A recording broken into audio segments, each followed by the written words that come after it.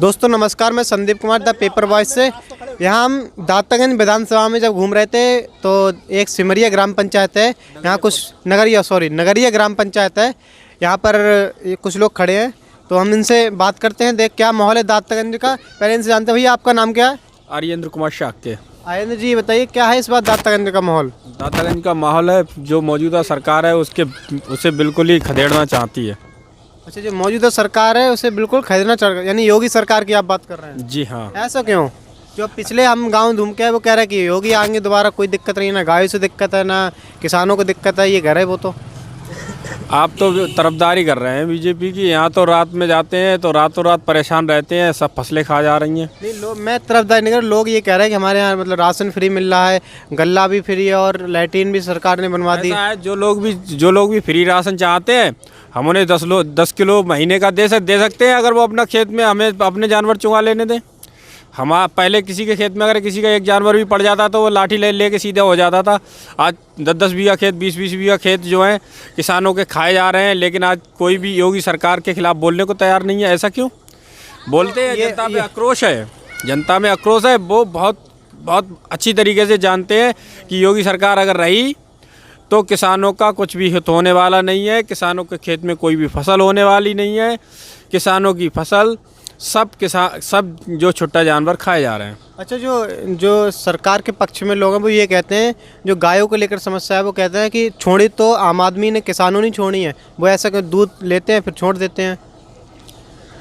ऐसा होता है कि पुश्तैनी पुराने समय से जब भी आम आदमी तो गाय उस समय भी पालता था, लेकिन गायों की जो व्यवस्था थी उसे बनाए रखना चाहिए।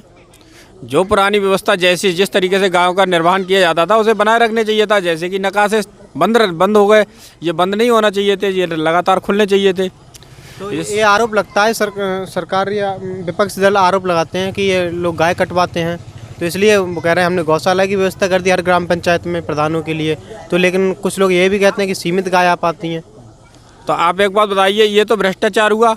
आप कहते हैं कि हमने गायों के लिए व्यवस्था तो करी, लेकिन यहाँ ग्रामीण स्तर पर कहीं गौशाला दिखाई दे नहीं रही है। इसका मतलब ये गौशाला का पैसा सारा की सारा हजम हो गया। एक व्यापक समस्या होगी पूरे उत्तर प्रदेश की। हम दातागंज की बात करें तो दातागंज पर अभी कल ही समाजवादी पार्टी ने लिस्ट जारी की, उसमें कैप्टन अर्जुन सिंह यादव जी का उनमें नाम आया है।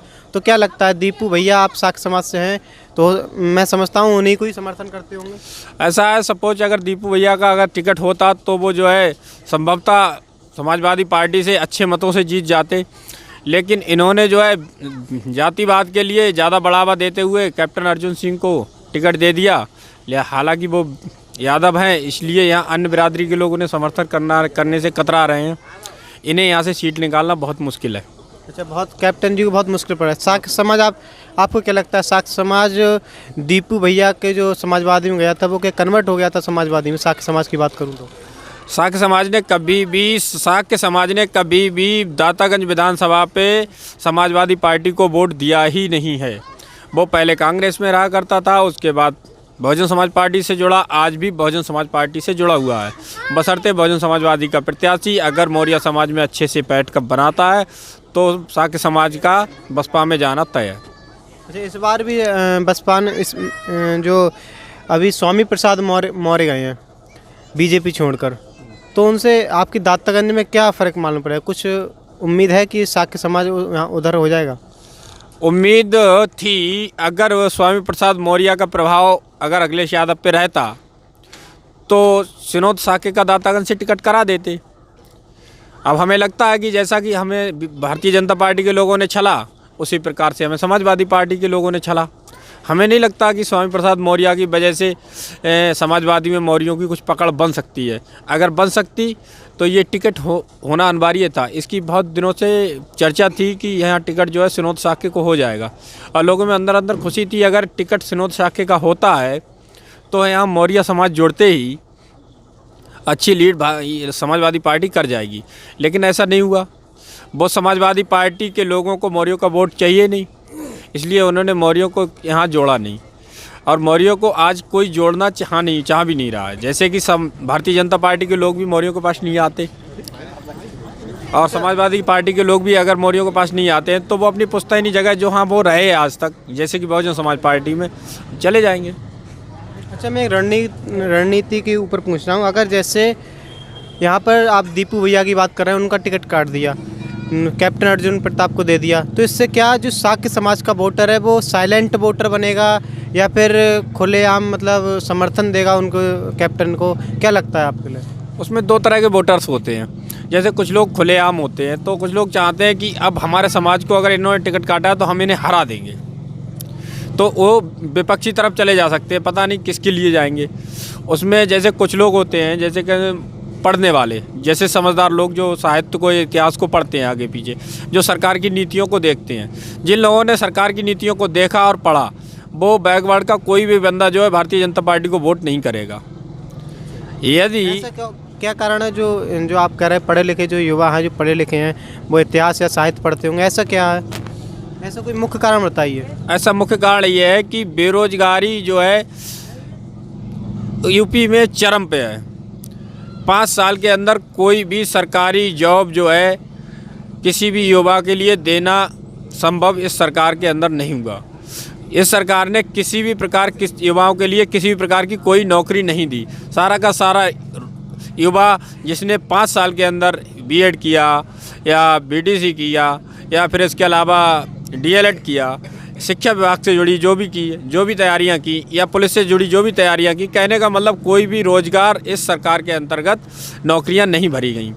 अच्छा, बीजेपी ने जो बब्बू भैया हैं यहाँ के राजीव कुमार सिंह, उन्होंने दोबारा विश्वास जताया है, तो क्या लगता है जनता के बीच, आपके आसपास गाँव आपको क्या लगता है, आपकी रणनीति जानना चाहते हैं कि दोबारा वो जनता के बीच आएंगे तो विश्वास जनता उन पर करेगी दोबारा?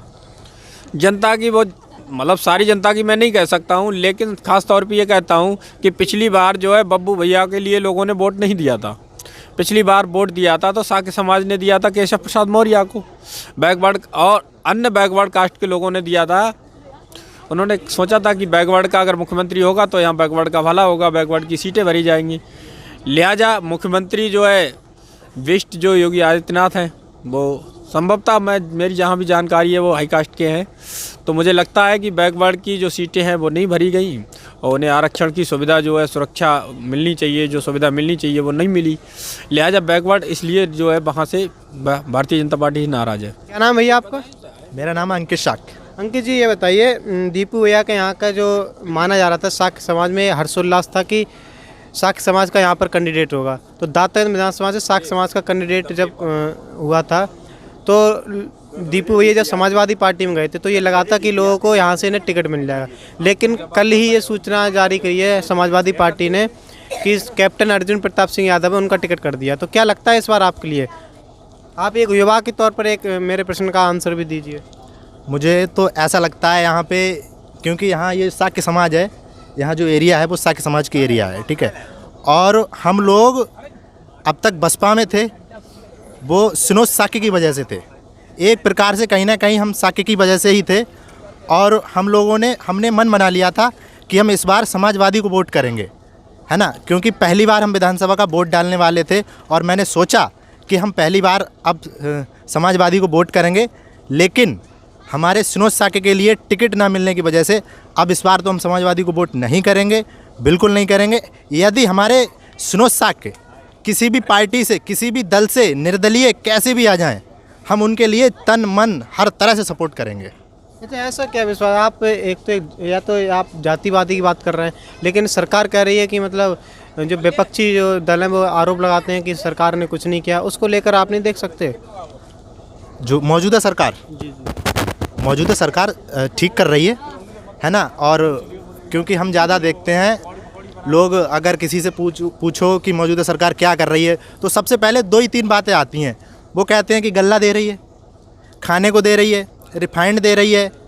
इससे क्या होता है? अगर हमारे लिए 5 किलो दे भी देती है, ठीक है, और हमारा 50 कुंटल सस्ता ले लेती है, तो क्या हुआ? ये तो गलत हुआ ना। तेल में पेल देती है ना। हमारा तेल देखो कितना महंगा है, 100 रुपये तक पहुंच गया था, ठीक है। पेट्रोल इतना महंगा हो गया, क्या फ़ायदा इससे? ये तो आप दीपू भैया के समर्थक एक आप बात करो व्यक्तिगत समर्थक हैं, तो दीपू भैया तो अभी तो शायद मुझे लगता है कोई एक्शन नहीं ले रहे हैं। अगर वो एक्शन ले तो आप उनके साथ आएंगे? बिल्कुल, हम उनके साथ आएंगे। हमारे समाज का जो भी आएगा हम उसके साथ आएंगे, ठीक है। बदायूं ज़िले में समाजवादी पार्टी ने हमारे समाज के साथ बहुत गलत किया है, क्योंकि बहुत बरसों से तैयारी कर रहे हैं हमारे आदरणीय उदयवीर सिंह शाक्य जी बिलसी से। उनके साथ भी समाजवादी ने बहुत गलत किया है। 2017 में उनका टिकट भी हुआ था और बहुत कई महीनों तक उनके पास टिकट रहा, फिर लास्ट में टिकट काट दिया। उनका करोड़ों रुपए बर्बाद कर दिया समाजवादी पार्टी ने, करवा दिया, ठीक है। और यही हमारे जिला पंचायत अध्यक्ष का चुनाव हुआ था अभी, जो सुनीता शाक्य जी लड़ी थी, ठीक है। तो कहीं ना कहीं हमारे समाज को बलि का बकरा बना दिया समाजवादी पार्टी ने। और फिर वो सब कुछ जानने के बाद भी पता था कि मतलब विपक्ष है, ये सत्ता पक्ष के चुनाव है ना, फिर भी सुनोद शाक्य ने पार्टी के सम्मान के लिए, समाजवादी पार्टी के सम्मान के लिए इतना कुछ करने के बाद भी, है ना, लास्ट में क्या परिणाम, 0 आया, है ना, और उनको टिकट नहीं मिला। समाजवादी ने एक बदायूं की जो बात करूं, बदायूं जिला की, उसमें 6 विधानसभा सीटों में एक महान दल का कैंडिडेट आया है, तो वो भी तो शाक्य है, उससे क्या शाक्य जुड़ेगा नहीं क्या? हम कैसे माने वो शाक्य है, क्योंकि उस शाक्य का यहाँ कोई वर्चस्व है, कुछ वर्चस्व नहीं है ना। क्योंकि यहाँ का जैसे कि किसी के पास दुख या सुख की बात आती है तो वो शाक्य आ सकता है क्या? कभी नहीं आएगा। वहाँ तैयारी कर रहे हैं और समाज के लोग, हमारे समाज के लोग, उन्होंने सुख में गए हैं, दुख में गए हैं, हर तरह से उन लोगों ने मदद की है। जब बात चुनाव की आई तो महान दल के वो चंद्र प्रकाश जी आ गए, क्या फ़ायदा उनसे? कोई फ़ायदा है? आएंगे, जीतेंगे, चले जाएंगे। जैसे आर के शर्मा रहे विधायक, वो भी आए, जीते, 14 दिन में चले गए, ऐसे ही हो जाएंगे चंद्र प्रकाश। क्या फ़ायदा? कोई फ़ायदा नहीं है। तो अंकित जी ये बताइए, आप शाक्य समाज से आते हैं तो आप वोट तो जरूर करेंगे, तो साइलेंट वोटर हो आप? अभी तो फ़िलहाल साइलेंट वोटर हैं और हम बस देख रहे हैं दीपू भाई की राह को, वो क्या आदेश करते हैं। एक प्रकार से निर्दलीय आते हैं या आदेश करते हैं, क्या कहते हैं वो? अगर उन्हें समर्थन, अगर उन्हें मनाया जाए तो समर्थन अगर दे दिया तो आप क्या करोगे फिर? समाजवादी पार्टी में ही जी, मुझे नहीं लगता कि समाजवादी पार्टी शाक्य समाज के लिए इस ज़िले में कुछ करे। फिर से मतलब उनके लिए बहकावे में रखेगी। और फिर से हम सोचते हैं कि सरकार आ भी जाए समाजवादी की, लेकिन मुझे नहीं लगता कि उनके लिए कुछ दे दिया जाएगा, क्योंकि समाजवादी पार्टी बहुत कुछ गलत कर रही है शाक्य समाज के साथ बदायूं ज़िले में। अच्छा, जो डॉक्टर नवल किशोर शाक्य हैं बिदुना से, उनका भी अगर टिकट सुनिश्चित माना जा रहा था, उनका भी काट दिया, तो उससे क्या बदायूं जिले पर कुछ असर पड़ेगा शाक्य समाज में? वो एक बौद्ध धर्म के काफ़ी अनुयायी हैं और फिर उनकी लोकप्रियता हमारे बदायूं ज़िले में बहुत है ना। हर जगह उनके फ़ैन हैं और एक प्रकार से कहीं ना कहीं हम भी एक फ़ैन हैं।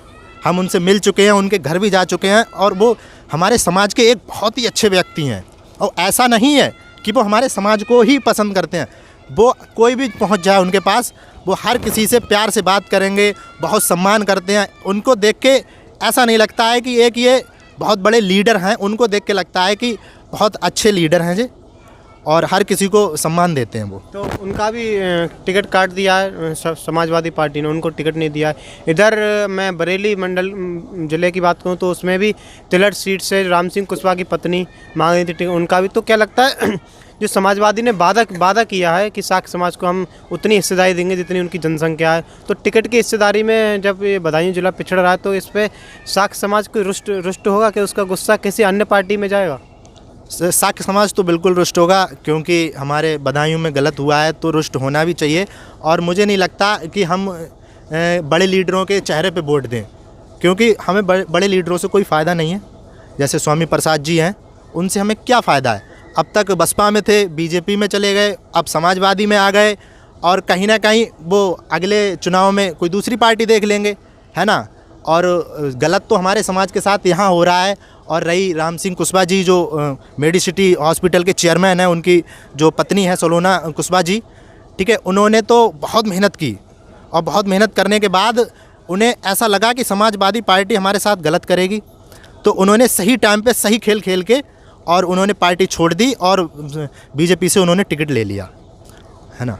तो कहीं ना कहीं उसका असर जो कई सारी घटनाएं हुई हैं शाक्य समाज के टिकट करें, कहीं ना कहीं इस पर आप मानते हैं कि दांतागंज पे फ़र्क पड़ेगा? बिल्कुल पड़ेगा, बिल्कुल पड़ेगा, 100% पड़ेगा। और ये अभी चुनाव होने के बाद पता चल जाएगा कितना पड़ेगा, लेकिन पड़ेगा ज़रूर। ठीक है अंकल जी, बहुत बहुत धन्यवाद आपसे बात करने के लिए।